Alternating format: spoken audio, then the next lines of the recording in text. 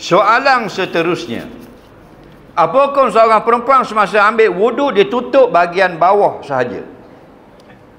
Orang puang dia ambil wuduk dia tutup bahagian bawah. Tutup bawah mana pula? Gua ni cerita ni. Dia ambil wuduk dia tutup bahagian bawah. Gua ni cerita, dia pakai kain saja. Tak pakai baju. Rombel-rombel gitu. Hukumnya sah wuduk. Cuma bila wuduk mendedahkan aurat ini, ada ulama yang melarang. Nampak? Dengan larangan makruh.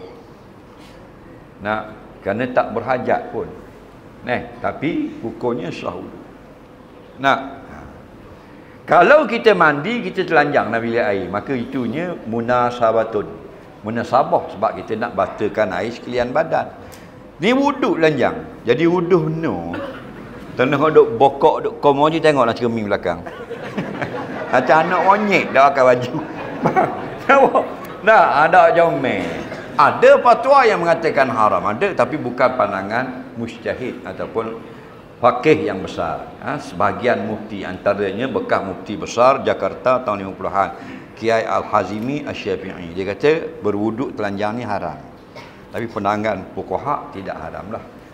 Makruh, tak boleh. Sebaiknya kita tutup aurat. Tutup yang bukan sempurna tutup. Tutup yang elok sedikit, beradab.